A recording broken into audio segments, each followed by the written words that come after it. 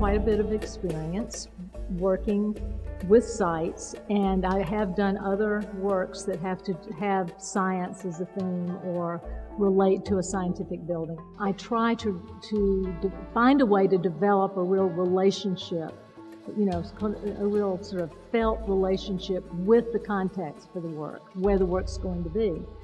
And that's one of the things about working in the public realm that I enjoy a lot, because it feels like my work is really in the real world, in the sense that I'm engaging that place, which of course is unknowable because it has so many layers and there's so many different ways that as a person you can find a connection to a place. So the challenge is that when you're working in this larger realm, there are all these contingencies. Those contingencies that you feel like are stopping you initially can open new possibilities for resolution in the work that make it better and richer.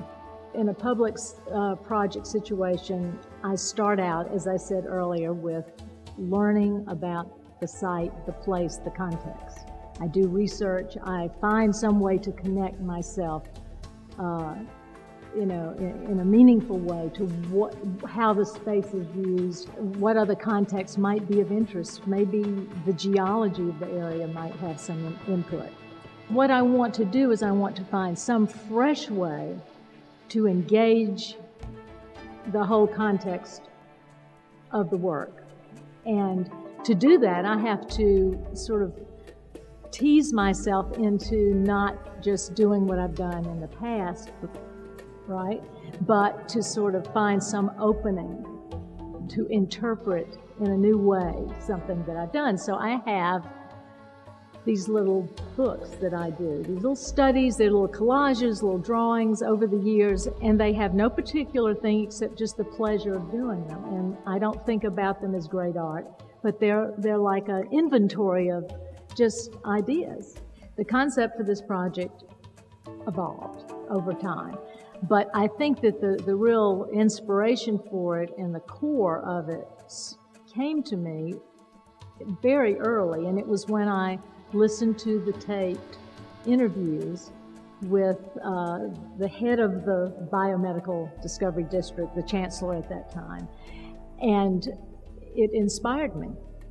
And what that was is he said, we are building an environment for innovation to happen. The weather conditions here are extreme, and that, of course, is one of the reasons that we choose materials like granite and stainless steel that are very durable and low maintenance.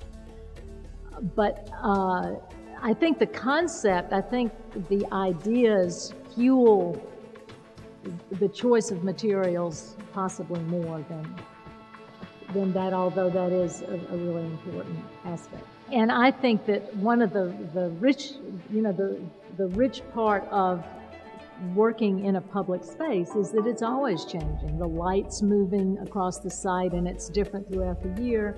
And there are times when all the trees are bare and there's snow on the ground, and there'll probably be some snow and ice on the work, which will change the experience of it. And I like that.